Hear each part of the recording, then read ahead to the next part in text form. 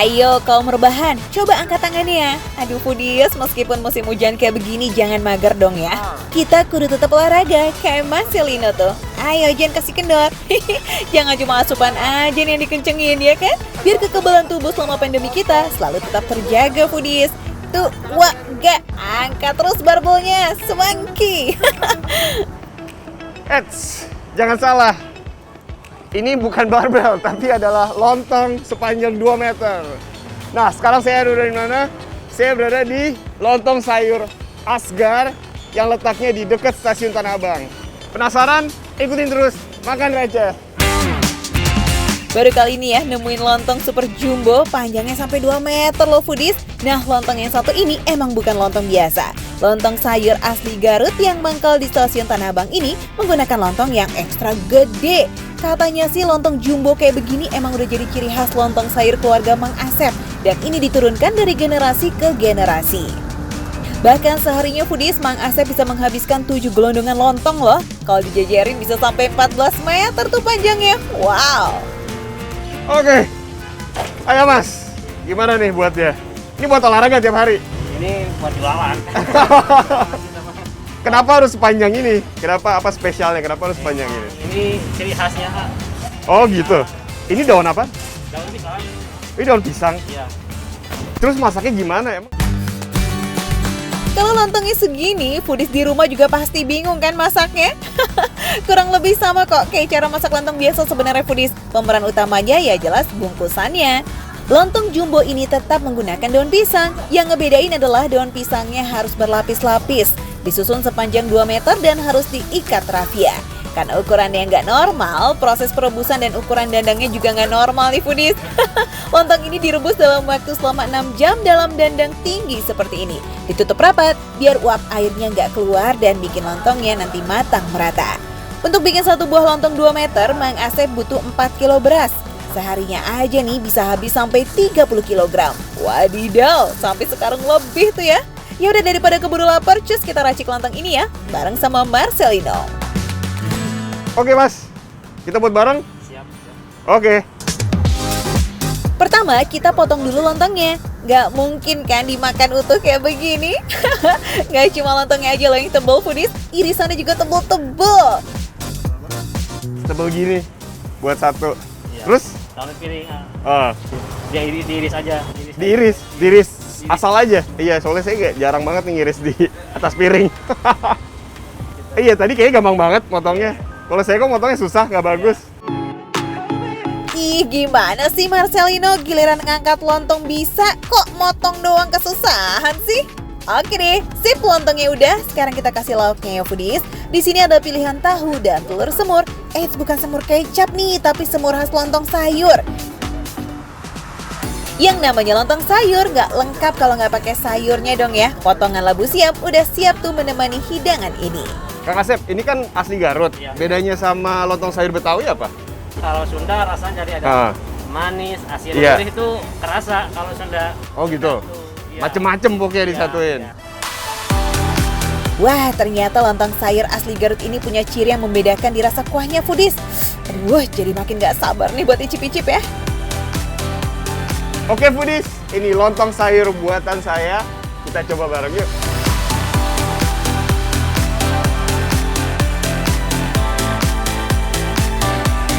Nah foodies, kalau kalian lihat, coba lihat nih.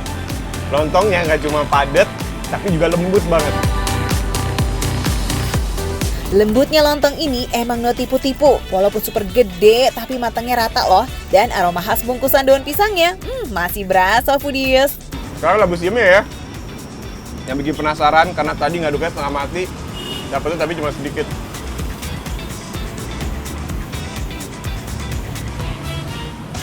Labu siamnya juga lembut, wangi, karena tadi pakai banyak serai juga. Proses memasak sayur labu siam ini memang sampai bumbunya meresep banget ke dalam dan teksturnya juga lembut banget.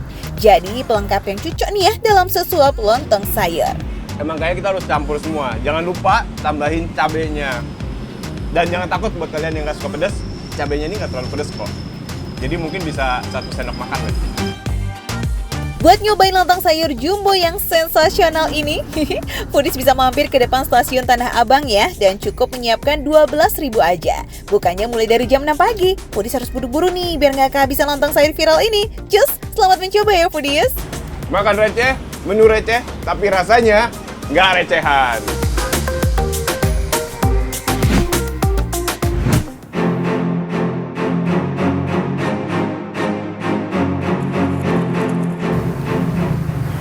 Salam dari Binjai. Suara apaan tuh foodies? Tipis-tipis tapi kedengeran sampai ke telinga ya. Kayaknya ada yang berantem deh nih. Harus segera kita samperin. Yuk. Stop. Aduh, pohon pisangku. Duh, sayang banget dia nggak bersalah. Kenapa ditonjok-tonjok sih, Bang? Tuh kan, ada perasaan gak enak soalnya. Lagi mau ambil daun pisang di kebun, kok ya ada suara orang nonjok-nonjok. Salam dari Binjai. Salam dari Binjai apaan tuh? Ini. Oh, yang lagi viral itu. Iya. Salam dari Binjai. Ini. Salam dari Binjai. Oke bang, salam dari Binjai. Mendingan ini dimanfaatkan, nih bisa dimasak. Daunnya juga bisa dipakai buat pepes. Nih saya ambil aja deh daunnya ya. Jangan dipukul lagi, kasihan. Ya. Viral sih viral ya foodies, tapi nggak semua yang viral bisa diikutin ya. Apalagi kalau tindakannya kayak kurang terpuji begini, bahkan bisa merusak alam loh. Tumbuhan kan juga makhluk hidup. Nah, nih kan malah bisa dimanfaatkan buat bikin pepes. Soalnya saya mau bikin pepes, Mas. Nggak boleh gitu ya, Mas ya. Kasihan. Mending tuh ngambil pisangnya tuh yang matang-matang ya. Diambil aja pisangnya daripada kayak gini. Semua ya diambilin ya. Ambil aja kebun saya ini. Udah lah Put, bawa deh tuh daun pisangnya. Katanya mau bikin pepes. Emang bikin pepes di mana sih? Bagai air di daun pisang. Daun pisang ini mah. Ditanya malah nyanyi. Oh, itu tuh tempatnya. Jadi, Putih ini foodies mau bikin olahan pepes di tempatnya Pak Daniel. Tepatnya di kawasan Surya Kencana. Satu-satunya pepes sagu pisang nih yang ada di Kota Bogor. Pak, ini Pak nih pesenannya Pak, daun pisangnya udah ada. Ini mah daunnya muda, ini mah harusnya agak tua. Jadi salah. Iya.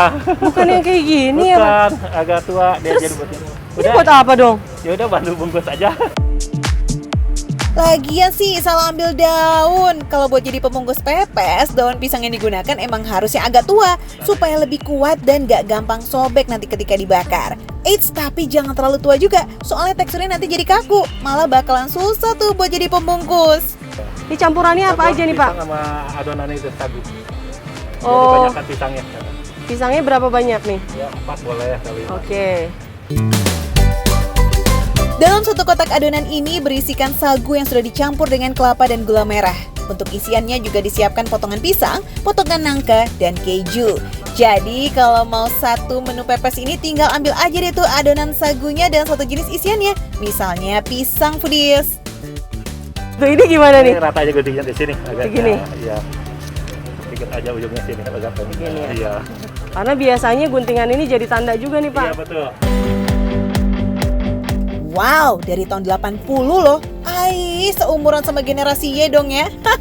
Bahkan pepes sagu pisangnya ini udah dimulai dibuat sama keluarga Pak Endi itu sejak tahun 50-an loh foodies. Wow, keren banget. Resep dari neneknya Pak Andi nih foodies, yang awalnya cuma untuk dikonsumsi pribadi sih. Tapi lama-lama jadi dijual dan jadi one and only pepes sagu pisang di Bogor. Ajib. Berasap ya, berarti panas banget ya Pak ya. Tapi kalau sepintas ini kayak nggak ada apinya gitu loh foodies. Tuh, ya kan ternyata kalau udah disimpan pepesnya, udah ada asap-asapnya, kelihatan ada apinya. Coba kita lihat ya. Sini. Iya. Oh, jadi ini emang harus ditutup ya Pak ya atasnya ya? Jadi hawa panasnya aja.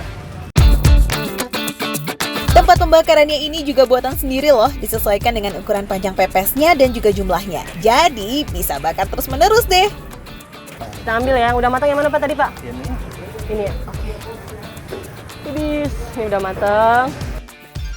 Cobain dulu pepesnya selagi hangat ya foodies. Jadi ternyata rasa kelapanya itu berasa banget ya Pak ya di sini ya Pak ya. Manisnya juga pas banget dicampur sama manis dari si ininya, oh gula merah dan pisangnya nih jadi satu. Langsung aja kita cobain di sana ya. Saya mau makan yang lainnya di sana, Pak. Foodies, pasti di awal-awal tadi kalian mengira pepesnya ini adalah pepes makanan pendamping nasi ya. Ternyata pepes di sini tuh rasanya justru manis dan ini cocok banget buat dijadiin camilan. Eits, tapi jangan khawatir, nggak cuma pepes sagu manis aja kok yang ada di sini. Pepes asinnya juga ada, so mendingan kita cobain semuanya aja. Setuju? Selain yang pisang tadi, aku mau nyobain beberapa rasa lainnya nih Foodies. Ternyata banyak banget soalnya tuh. Coklat ada, keju ada, oncom, usus nih yang asin-asin ada semua, tahu pada telur asin. Wah, lengkap banget Foodies. Kita cobain yang manis sama yang asin di mix aja. Tuh kan, kalap deh tuh ngelihat varian pepes yang hampir ada 20-an jenis Foodies. Jadi berasa pengen dimakan semuanya. Ingat, kapasitas perutnya segimana? Ayo, sesuatu yang berlebihan itu kan gak baik ya. Nah, kalau belum bisa dimakan semua di sini kan masih bisa dibungkus juga buat dimakan besok. Soalnya pepes ini bisa bertahan sampai 3 harian Foodies kalau di suhu ruang dan bisa sampai 1 minggu kalau di dalam pendingin. Cus, yang dibungkus udah diamankan, sekarang kita icip-icip dulu ya di sini. Nah, kita coba tebak-tebakan yuk isinya apa nih. Karena sepintas emang gak kelihatan dari luar, orang cuma dibungkus daun semua. Coba. Nangka, yang ini ternyata nangka. Kita coba yang nangka ya. Tuh, nangkanya kelihatan. Jadi semua bagian adonannya itu emang sama dari sagu semua. Yang ngebedain itu isiannya aja. Si nangka ini kan emang manis banget dicampur sama adonannya. Gimana rasanya?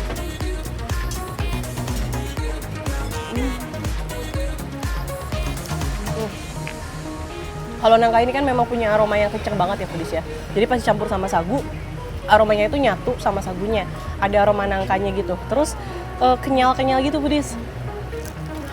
Emang nangka itu favorit banget sih.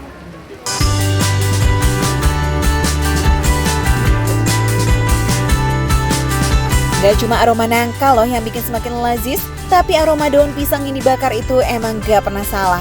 Memberikan sensasi dari tambahan buat adonan di dalamnya, makanya banyak banget olahan makanan yang dibungkus dengan daun pisang. Salah satunya ya karena aroma daun itu loh yang menyumbang rasa tambahan bagi olahan makanannya sendiri. Smells good. Apa ya Pak ini Pak? Keju. Keju bukan? Ya benar keju. Panas.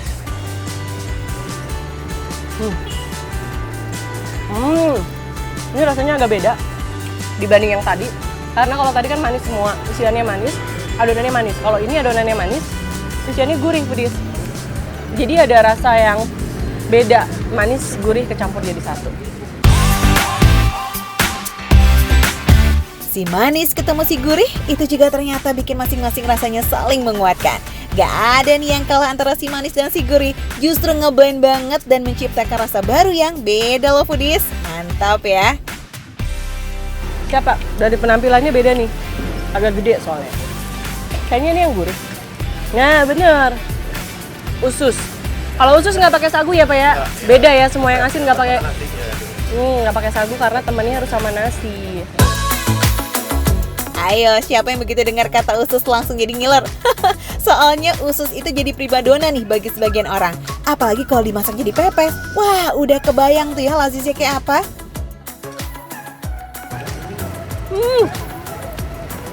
Ususnya enak banget Pak. Gurih. Ada aroma apanya Pak ya? Kunyit, bener. Aroma kunyitnya kenceng banget. Wah ini kalau dicampur sama nasi kayaknya enak banget ya Pak ya. Nasi, nasi, bagi nasi dong. Sayang banget nggak bawa nasi ke sini. Ya kali mau beli pepes bawa nasi dari rumah, udah kayak mau tamasya aja ya Foodies. Yang paling bener itu bungkus pepesnya makan di rumah bareng sama nasi dan keluarga tercinta tentunya. Ya kan? Aduh, apa nggak makin enak tuh? Oncom. Ini kayaknya lebih cocok pakai nasi deh. Aduh. Nyesel, saya nggak bawa nasi. Boleh Pak, pinjam sendoknya ya Pak ya. Oncomnya agak beda ya Foodies ya. Oncom Bogor ini Pak. Tuh. Beda banget. Biasanya pepes oncom itu ya cuman oncom yang diulek. Kalau ini tuh oncomnya diulek tapi dicampur sama yang lain ya Pak ya. Hijaunya ini buncis sama wortel. Setuju nggak Foodies? Paling mentok kan kalau nyobain pepes oncom atau olahan oncom lainnya ya sama lenca ya. Jarang banget kan oncom dipadukan dengan buncis dan juga wortel. Malah jadi dapat inspirasi nih bikin olahan oncom kayak begini di rumah. Baru pertama kali aku nyobain pepes oncom kayak gini. Gurih banget, rasanya campur-campur, ada rasa wortel sama buncisnya juga, jadi beda aromanya. Rasa akhirnya jadi lebih kaya loh, soalnya ada campuran rasa manis dari buncis dan juga wortel. Plus aroma tambahan khas bawaan dari wortel. Suka deh. Terakhir, rasa apakah ini? Weh, coklat, ini juga favorit nih Foodies.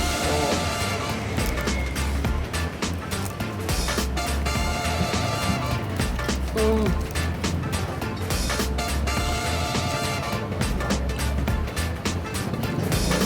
Ternyata begitu masuk mulut, aroma coklatnya itu berasa banget, tapi padahal isian coklatnya nggak terlalu banyak loh Foodies. Tuh. Tapi aromanya kenceng banget ternyata, dan manisnya di luar dugaan. Aku kira manisnya bakal berlebihan karena adonannya udah manis, isinya coklat manis juga. Ternyata nggak, pas banget. Makanya coklatnya nggak terlalu banyak ya ini ya, memang udah disesuaikan. Pas banget ya si manis jadi penutup yang manis. Nah, kalau mau menikmati manisnya aneka pepes sagu ini, jangan datang hari Senin Foodies, soalnya pada nilai tutup. Sementara hari lain buka kok dari jam 9 pagi sampai jam 6 sore. Jadi kalau kalian Foodies pengen nyobain aneka pepes sagu yang cuma ada di Surya Kencana ini nih, langsung aja jalan-jalan ke Kota Bogor, terus nyobain deh pepes sagunya. Receh kok harganya, sekitar 7 ribuan ya Pak ya, 7 ribu, 8 ribu, tapi udah dapet satu bungkus panjang ini Foodies.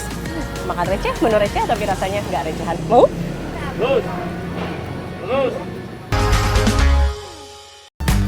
Foodies buat warga Jakarta Selatan, khususnya Kebayoran, Pasar Majestic emang jadi salah satu surga kuliner. Nah, ada satu jenis kuliner bungkus daun nih yang pedagangnya udah jarang banget. Dibilang camilan bukan, dibilang makanan berat juga bukan sih. Apa ya? Foodies, nih kira-kira saya mau masak apa nih Foodies? Nah, ini dicuci dulu berasnya. Tapi ini bukan masak nasi biasa Foodies. Kita mau bikin sesuatu yang enak banget. Ayo tebak, ada yang tahu nggak kita mau bikin olahan apa? Bukan lontong, bukan lemper, juga bukan ketupat nih. Yes, kali ini makan receh mau bikin olahan khas Tiongkok yang digemari juga sama masyarakat Indonesia. Aduh, apaan sih tuh? Udah belum Neng nyuci berasnya? Udah nih Bu. Ah iya udah bersih. Jadi penasaran nggak Foodies kita mau bikin apa? Bikin apa Bu kita Bu? Bikin bacang. Bacang Foodies. Penasaran nggak cara bikin bacang kayak apa? Nih, ikutin saya ya sama ibunya. Nah Foodies, pembuatan bacang ini sebenarnya cukup rumit loh. Nasi yang sudah diaron dibungkus di dalam daun andong atau biasa disebut hangjuan. Daun ini emang jadi ciri khas pembungkus bacang yang biasanya dibeli di toko bunga. Nah, ini kita tinggal bungkus nasinya. Ini yang udah diaron ya Bu ya? Iya. Ini ngomong-ngomong kenapa sih Bu kita harus pakai daun ini Bu, daun andong ini? Karena emang bacang ciri khasnya pakai daun ini. Oh. Jadi lebih wangi dan ininya tidak luntur. Oh, jadi nggak luntur ya daunnya Iya. ini. Nah, ini gimana caranya nih Bu? Boleh diajarin dulu nggak Bu? Nah, kalau urusan bungkus-membungkus ini emang butuh keterampilan khusus ya Foodies. Kalau nggak biasa ya nanti bisa ambiar tuh. Kayak perasaan kalau ketemu si dia. Nah, Foodies, nih isiannya nih ada telur ayam, ada ini ayam yang udah dibumbuin ya Bu ya? Iya. Nah, biasanya nih isiannya macem-macem nih, nggak cuma ayam sama daging ayam aja, bisa diganti daging sapi atau daging-daging yang lainnya. Cuman kalau di tempatnya Bu Kartika ini semuanya halal Bu ya? Insya Allah halal. Insya Allah halal. Jadi cuma ada daging ayam dan daging sapi, telurnya telur ayam sama telur bebek ya, telur asin. Bacang ini banyak variannya nih dalam sehari. Jadi Bu Kartika ini bisa masak 2 kali loh. Kloter 1 biasanya yang isian daging dan ayam. Nah, kloter selanjutnya ada isian telur yang dicampur dengan ayam atau daging. Tutupnya gini Bu? Salah. Gimana Bu?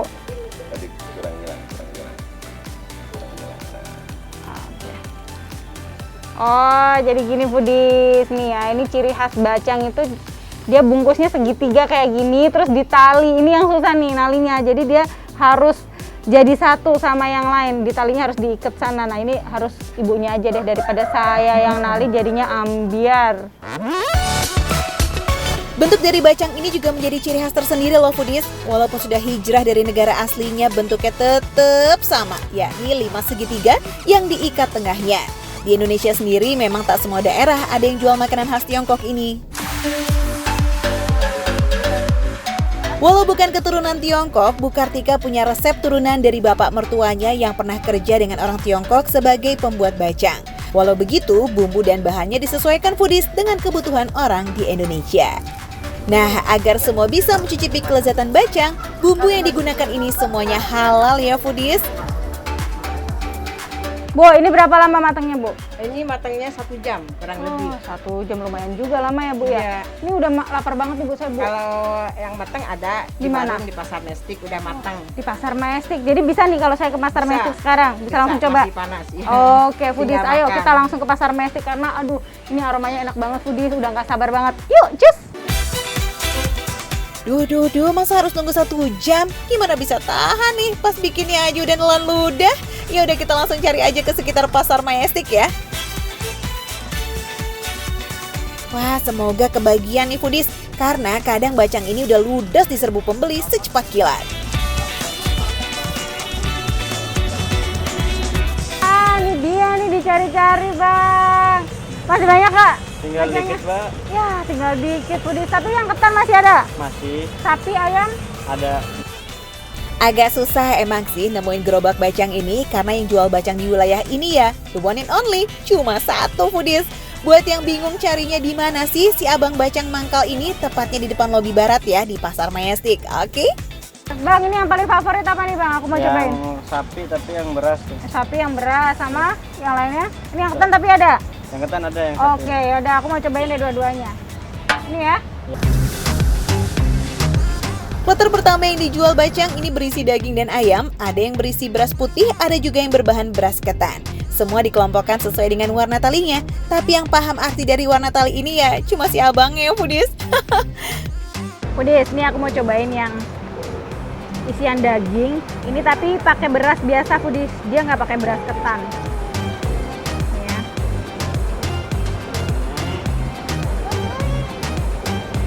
Lembut banget foodies. Berasnya ini empuk, lumer, ditambah sama ini nih, isian daging cincangnya ini enak banget. Foodies, pantas aja bacang beras putih yang berisi daging cincang ini jadi favorit karena emang enaknya no debat lagi. Daging cincang yang dibumbui manis ini punya tekstur basah. Lemak yang menempel pada daging bikin bacang ini semakin gurih. Apalagi dimakan pas lagi anget-angetnya tuh kayak begini. Widih, mantul. Nah, sekarang kita cobain bedanya apa sama yang daging pakai beras ketan.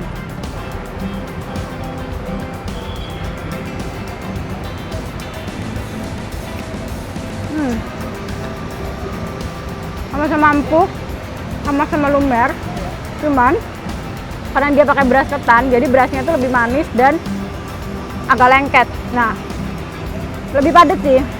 Ini rasanya mirip-mirip sama lemper foodies. Mau yang beras putih atau yang beras ketan, bacang bikinan Bu Kartika ini juara. Apalagi bungkus daun andongnya ini loh, asli bikin aromanya jadi sedep banget dan rasa bacangnya itu jadi maksimal enaknya. Dagingnya dimasaknya pelan-pelan ya, dia sampai empuk banget. Warnanya nih sampai kayak gini, kaldunya keluar di dalam, jadi melting gitu foodies. Mantap banget.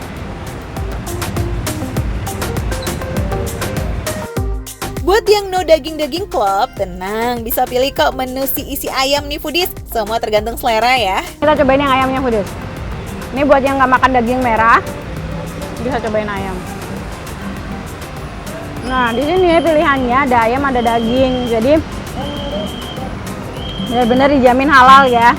Biasanya kalau orang Tionghoa atau memang di Tiongkok sana, bacang ini identik dengan makanan non halal. Cuman di sini sudah dimodifikasi, sudah diganti bahan-bahan non halalnya dengan bahan-bahan yang halal kayak gitu.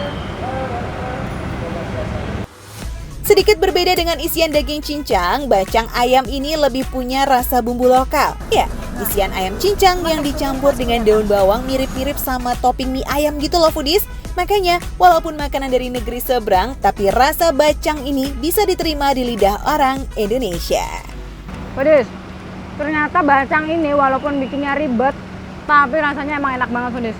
Nah, kalau bacang yang dijual di Pasar Majestic ini emang agak beda karena dia bungkusnya gede-gede. Jadi makan satu ini udah kenyang banget.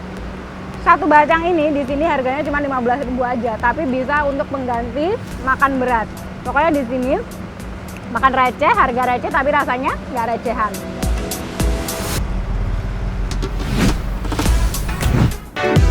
Hai foodies, kali ini makan receh lagi wisata alam. Enggak deng, saya ini lagi lihat-lihat pohon jati karena saya mau kulineran yang dibungkusnya pakai daun jati. Wah, apaan tuh ya? Masih penasaran? Makanya ikutin terus ya. Wah, ini nih daun jati. Kulineran yang kali ini nggak boleh kelewatan nih. Yang sering kita lihat jadi pengganti piring kan daun pisang. Nah, tapi sebenarnya daun jati juga nggak kalah eksis loh. Bahkan daun jati diklaim punya aroma yang lebih wangi dan bisa bikin makanan jadi lebih tahan lama. Ini dia Ibu Iis. Udah saya siapin daun jatinya buat nasi jamblang. Oh gitu, coba saya lihat dulu ya. Boleh Bu. Ternyata misalnya ini itu terlalu kecil kalau untuk bungkus, jadi nanti tidak muat. Yang dikhawatirkan nanti tumpah. Oke, Ya ini kan? terlalu kecil. Terlalu Bu. kecil daun Oke. jatinya.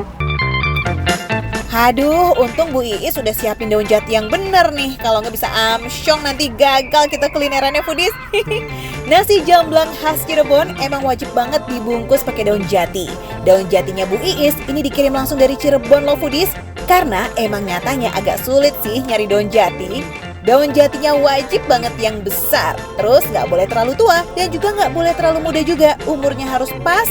Ngomong-ngomong ini daun apa nyari jodoh sih? Tapi ini daun jatinya, supaya nanti dibungkusnya tidak keras, kan ya. Jadi ujung ini ketemu dengan yang ekor belakangnya. Oh, oke. Jadi harus Ya, dua dua, ya. iya, Dua harus begini ya. Satu nasi jamblang butuh 2 daun jati nih foodies. Terus yang ditaruh nasi itu daun bagian belakang. Karena kalau yang bagian depan ada bulu-bulu halusnya foodies. Dulunya nih foodies, nasi jamblang dibuat sama warga desa Jamblang untuk makanan gratisan bagi para pekerja di zaman Belanda ketika mereka bikin jalan Daendels. Jadi nasi jamblang itu nggak ada hubungannya ya sama buah jamblang, oke? Nah, daun jati pun jadi pilihan karena membuat nasi jadi lebih tahan lama, bisa sampai berhari-hari loh. Apalagi masak nasinya pakai dandang dan nggak pakai rice cooker. Ya, buatan Hayomi ya Bu Iis ya. Kita bandingkan sama yang asli nih. Jauh banget foodies, punya saya kebesaran karena tadi daunnya kebesaran ya Bu ya. Betul. Jadi agak susah untuk melipatnya. Biasanya kalau daunnya besar kita gunting. Oh, harusnya digunting Iya, ya Bu. gitu. Oke, baik kalau gitu Hayomi mau makan nasinya yang bagus boleh ya Bu ya? Boleh, yang ini silakan. disimpan aja ya. Iya. Makasih Ibu. Wah, udah buatnya kebesaran, sekarang minta yang rapi nih. Bener-bener deh nggak mau rugi. Oke, sekarang saat yang seru nih, pilih lauk foodies. Nah, khasnya nasi jamblang ada banyak banget aneka lauk yang bisa dicoba. Karena memang biasanya makannya prasmanan foodies. Niko, ini kameramennya tadi udah makan duluan foodies. Tadi kamu pakai ini nggak? Pakai ati nggak? Pakai. Oke, ya udah. Saya juga pakai ati foodies. Sip. Ibu, ini sudah jadi ya? Iya. Udah pilihan-pilihan lauknya. Udah saya pilih yang saya mau. Kita kayaknya pilih lauk yang khasnya banget untuk nasi jamblang ya, yakni blekutak atau sotong masak hitam, plus sayur tahu, dan gak lupa sambal goreng kentang dan juga ati. Ayo, siapa yang udah kepengen? Sama dong foodies. Foodies, ini dia pesanan saya nasi jamblangnya. Saya pesennya nih lauk-lauknya yang saya pilih yang Cirebon banget. Ada blekutak, sama ada sambal goreng kentang ati, terus ada sambalnya ini pakai cabai-cabai besar, terus tahu yang kotak. Langsung aja saya udah lapar banget mau langsung makan.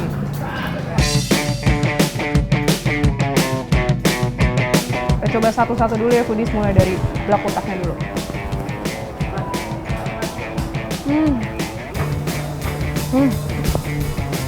Enak banget foodies. Biasanya kalau makan cumi kan alat gitu ya. Ini kalau blekutak tuh dia tuh sotong. Biasanya kan alat ya, ini lembut banget di mulut, melt gitu loh malah. Tetap ada kenyal-kenyalnya. tapi melt di mulut, terus bumbunya enak banget. Wah, nggak main-main nih belakutaknya. Ini enak banget foodies. Cumi-cumi hitam doang mah lewat itu ketemu sama belakutak ini. Asli auto insecure deh. Kenyal, lembut dipadukan sama rasa sambal yang asin gurih. Wih, nggak ada lawan. Oh iya, warna hitamnya ini dari tinta asli sotongnya loh foodies. Foodies, sekarang kita coba paket lengkap ya. Pakai tahu, pakai sotong, pakai cabe, pakai sambal goreng kentang apinya. Lengkap nih ya foodies.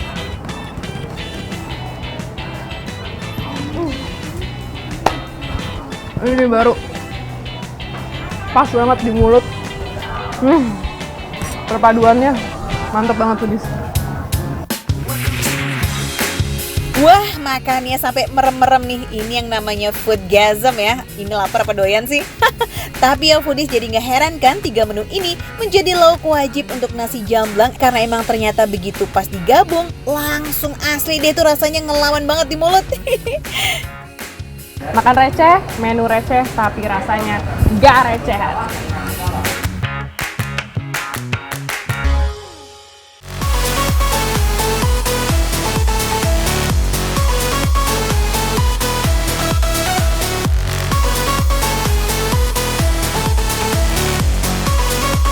Foodies, udah jadi tradisi warga plus 62 ya. Kalau ada acara keluarga di rumah, wajib tuh hukumnya nyajiin kue-kue basah jajanan pasar. Enak dan memang cocok banget buat camilan sebelum makan berat. Nah, Tezi katanya mau ngambil pesanan kuenya nih. Soalnya ditunggu-tunggu belum dianterin juga. Bisa-bisa diomelin nanti sama orang rumah ya. Iya. Oke sayang, oke. Dah. Foodies, cewek itu ya, apa yang dia mau harus diturutin. Aku mau jalan nih, udah ganteng, udah keren, disuruh ambil kue. Tapi nggak apa-apa lah. Ini juga tokonya, kuenya. Langsung aja kita masuk ke dalam, oke? Dulu nih. Foodies, jangan kaget, kalian gak salah lihat kok. Bener, ini bukan warung atau resto, tapi rumah tinggal. Tapi ternyata dari dalam rumah ini sudah tercipta ribuan kue yang bikin pelanggannya selalu setia. Nama usaha rumahan ini Dapur Menel. Nah, di sini ada satu kue basah pakai bungkus daun spesial yang dipesan sama Tezi. Nyarinya juga lumayan susah loh sekarang. Apaan coba nama kuenya? Tahu nggak foodies? Gimana Oma, pesanannya udah jadi belum? Belum siap. Belum siap. Kue apa Oma yang belum siap? Celorot nih. Gimana kalau aku bantuin bikin celorotnya Oma? Boleh nggak? Boleh. Kenali nih Oma Lani, sosok di balik lazisnya kue-kue tradisional yang ada di dapur ini. Kalian ada yang belum tahu apa itu celorot? Waduh, kesini deh, cus-cus kita merapat ya. Nah, tahap pertamanya kita harus ngapain Oma? Kita harus buat dulu ini. Buat Ininya. namanya apa Oma? Ini sarungnya untuk celorot. Sarung celorot, Iya. tuh foodies, lihat. Rapi banget. Nah, Oma, aku boleh coba bikin nggak Oma? Boleh. Nah, sebelum bikin adonan kue celorot, kita siapin dulu nih wadahnya. Pertama, sisihkan tulang daunnya, lalu gulung miring janurnya. Oh ya, bagian yang berwarna lebih hijau ini posisinya di bagian bawah ya. Nantinya bagian ini akan terlihat dari luar, sedangkan bagian yang terang akan tertutup dalam gulungan. Waduh, Oma kayaknya udah lancar banget nih. Ternyata susah ya foodies ya. Tuh. Terus kurang lebih 5 cm. Ya. 5 cm. Tunggu Oma, aku belum selesai. Tunggu. Ya, ketahuan deh mana yang amatiran. Setelah 5 cm, kita lipat gulungan ke dalam dan gulung kembali ya foodies. Bagian ini nantinya akan menjadi dasar wadahnya. Nah, nih foodies, perbedaan amatir sama pro. Oh, beda foodies hasilnya. Ya udah Oma, kita lanjut lagi. Nah, pasti ini nih bagian yang paling ditunggu-tunggu ya foodies, racik meracik. Oke, kita lanjut lah. Pertama, kita siapin dulu tepung berasnya ke baskom, lalu siram menggunakan air mendidih. Sagu. Tepung sagu. Iya, semuanya. Gula aren. Gula pasirnya. Oh ya Oma, kalau boleh tahu kenapa harus pakai air panas ya Oma? Kalau nggak pakai air panas, nanti jadi celorotnya itu nggak lembut. Nah, ketua. Oke deh, selanjutnya adonannya disaring. Ini juga fungsinya untuk memecah adonan yang masih berbentuk gumpalan. Ingat ya foodies, jangan sampai ada adonan yang tersisa di saringan. Nah, hasilnya begini nih foodies. Adonannya jadi kental dan halus ya tanpa celah. Ini jangan miring-miring. Kalau miring-miring nanti Oh tumpah. gitu. Iya. Kalau bisa benar-benar dipadetin. Kukus wadahnya cukup 5 menit aja. Setelah itu baru kita masukin adonannya satu persatu. Takarannya harus di bawah garis permukaan wadah ya foodies. Nah selain itu masih ada syarat lain nih. Selama 15 menit waktu pengukusan, tutup dandang harus dibuka beberapa kali. Ini dia alasannya. Nah, ini setelah ditutup Oma, kira-kira berapa menit Oma kita tunggu? 15 menit. Nah, Oma, alarmnya udah bunyi nih Oma. Waktunya kita buka. Nah, Oma tahu dari mana Oma kalau ini adonannya udah mateng? Kalau mau tahu kita harus tusuk ini. Udah matang atau belum? Kalau Kalau dia matang? belum matang, ininya putih, tapi ini udah bening semua. Tuh. Oh gitu. Berarti ini udah matang. Udah matang, tinggal kita angkat. Pucuk dicinta, ulang pun tiba. Kue yang dinanti akhirnya jadi foodies.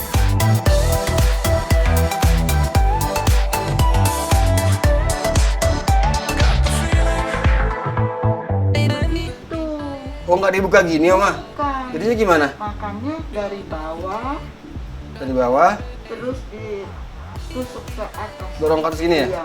Oh, Terus. tuh gini foodies. Tuh, tinggal.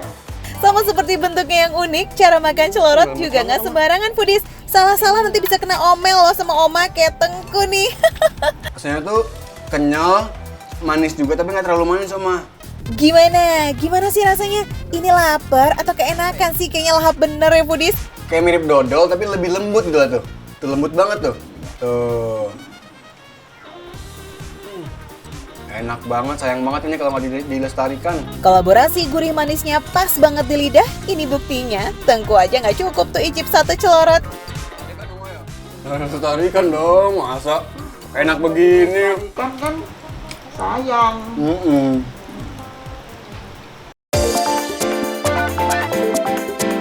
Duh, ini sih kayaknya Aji mumpung nih ya. Mumpung di gudangnya cemilan yang ada di depan mata pun kena sasar keponya Tengku. Lanjut.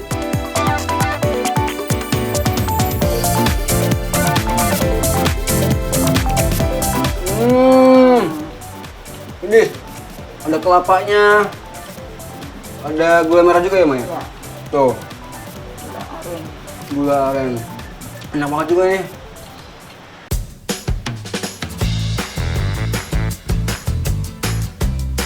Usaha ini sudah turun-temurun dari sang ibu. Oma sendiri berjualan kue tradisional sejak tahun 92.